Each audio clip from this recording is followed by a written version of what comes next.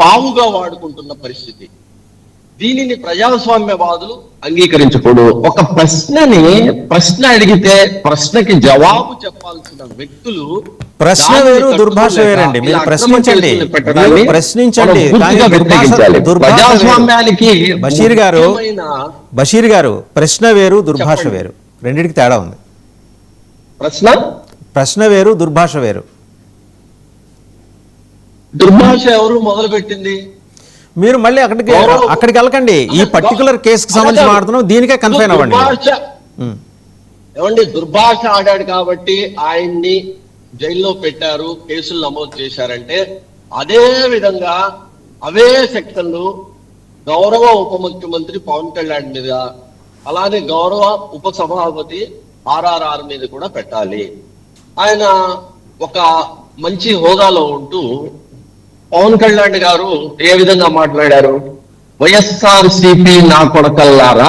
వైఎస్ఆర్సీపీ నా కొడకల్లారా అంటే వైఎస్ఆర్సీపీకి 40% ఓట్లు ఉన్నప్పుడు, అంటే ఆ 40% మంది మొత్తం ఆయన్ని నా కొడకల్లారా అన్నట్టుగా ఆ 40% మందికి సంబంధించిన మనోభావాలను ఆయన దెబ్బతీసినట్టే కదా. మరి ఆయన అనొచ్చా?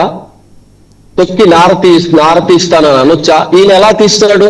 ఏదైనా ఒక నేరం జరిగిందంటే కేసు నమోదు చేయాలి, కోర్టుకు వెళ్ళాలి, కోర్టులో తేలిన తర్వాత అసలు ఈయన ఎలా అంటాడు నేను నారతీస్తాను, నేను చెప్పు తీసి కొడతాను? ఇవన్నీ చట్టానికి వ్యతిరేకంగా ఆయన మాట్లాడి ఆయన మొదలు పెట్టాడు. ఆయన మొదలు పెట్టిన దానికి అది కౌంటర్ గా వీళ్ళు మాట్లాడారు తప్పనిచ్చి వీళ్ళు మొదలు పెట్టలేదు కదా. ఇవాళ చూడండి, సుగాలి ప్రీతి తల్లి గన్నవరం పోలీస్ స్టేషన్ లో గౌరవనీయ పవన్ కళ్యాణ్ గారి మీద కేసు పెట్టింది. ఏమని పెట్టింది? నా కూతురు యొక్క మరణాన్ని వాడుకుని ఉప ముఖ్యమంత్రి అయిన వ్యక్తి నా కూతురికి సంబంధించిన ఎవరు నిందితులు ఎవరు వాళ్ళని అరెస్ట్ చేయలేదు, ఈయన ఇలాంటి తప్పుడు మాటలు చెప్పి ఈ మాటలు ఉపయోగించుకుని ఉప ముఖ్యమంత్రి అయ్యాడు కాబట్టి ఈయన మీద చర్య తీసుకోమని ఆ సుగాలి ప్రీతి తల్లి కేసు పెట్టింది. మరి దాన్ని కూడా నమోదు చేస్తారా? ఇది అంతిమంగా ఏమవుతుందంటే పవన్ కళ్యాణ్ గారు ఇంకా నేను సినిమా యాక్టర్నే, సినిమా హీరోనే అనే భావంలో ఉన్నాడు. ఆయన చట్టాన్ని, రాజ్యాంగాన్ని గౌరవించాలి. గతంలో వైజాగ్ లో ఆయన్ని పోలీసులు నిర్బంధిస్తే ఆయన గడగడ వణికిపోయిన పరిస్థితి. ఇప్పుడు చట్టాన్ని ఈ రోజు మీరు ఇష్టం వచ్చినట్టుగా మీరు చేస్తున్నారు.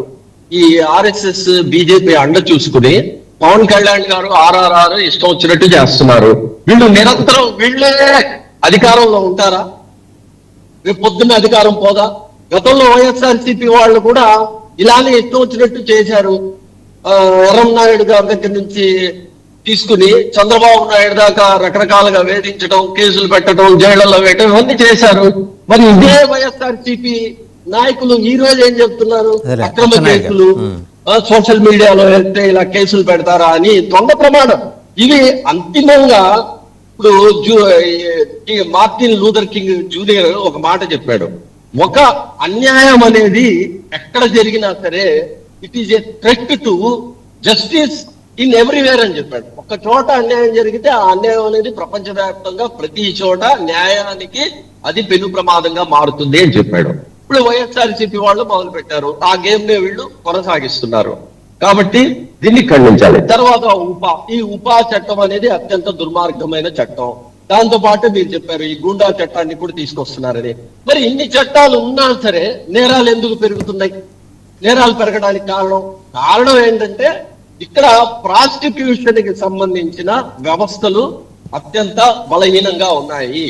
గతంలో రామ్ జెఠ్మలాని గారిని ఒక ప్రశ్న అడిగితే మీరు ఈ పెద్ద పెద్ద నిందితుల మీద వారి తరఫున ఎందుకు మీరు వాదిస్తారంటే ఆయన ఒకటే చెప్పాడు, నేను వాదించడం కాదు, ప్రాసిక్యూషన్ అత్యంత బలహీనంగా ఉంది, ప్రాసిక్యూషన్ కి చేత కావట్లేదు, నన్ను ఏం చేయమంటారు అన్నాడు. ఇప్పుడు ఈ కేసులు పెట్టడం, ఉపా లాంటి కేసులు పెట్టడం, ఆరోపణలు చేయటం, 1 సంవత్సరం 10 సంవత్సరాల తర్వాత ఈ వ్యక్తి ఏ విధమైనటువంటి నేరం చేయలేదని చెప్పి ఆ కోర్టులు డిసైడ్ చేయటం, ఇది భారతదేశంలో జరుగుతుంది. అయితే ఈ లోపు ఈ జరిగిన నష్టాన్ని పూడ్చే వాళ్ళు ఎవరు?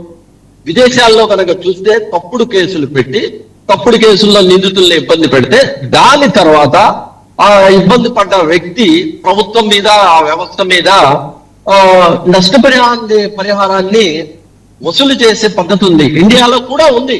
కానీ ఏ వ్యక్తి కూడా పోలీసులకు రాజ్యానికి వ్యతిరేకంగా పోరాడి నాకు నష్టం జరిగింది, అన్యాయం జరిగింది అని ఆ నష్టపరిహారాన్ని రాబట్టుకునే పరిస్థితి లేదు. కాబట్టి ఈ రోజు అక్రమ కేసులు బనాయించడం రకరకాల, ఇప్పుడు హిడ్మాతో మాట్లాడాడు, హిడ్మా చనిపోతే మొత్తానికి ఆయన గురించి సానుభూతిగా మాట్లాడాడు. అంటే ఇప్పుడు మీకు గుర్తుకొచ్చిందా? ఎప్పుడో పోయిన సంవత్సరం మాట్లాడితే ఇప్పుడు గుర్తుకొచ్చిందా? 28,000 మంది చూశారు. ఇవన్నీ ఏంటంటే ఇవన్నీ ఆరోపణలు, ఇవన్నీ మానసికంగా శారీరకంగా వేధించడం కోసం చేస్తున్న ఆరోపణలు.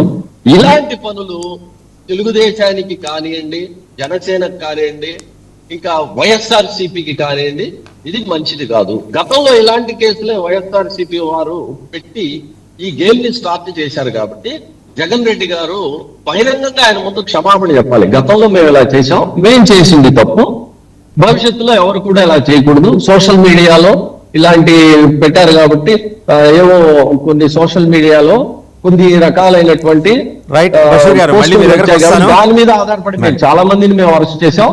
భవిష్యత్తులో తెలుగుదేశం వారు అలా చేయబాకండి, మేము చేసింది తప్పే అని చెప్పి జగన్మోహన్ రెడ్డి గారు ఆయన మళ్ళీ మీ దగ్గరకు వస్తాను. బషీర్ గారు మళ్ళీ మీ దగ్గరకు వస్తాను. సప్తగిరి ప్రసాద్ గారి దగ్గరికి కేసులు ఏవి కూడా భవిష్యత్తులో నిలబడే అవకాశం లేదు.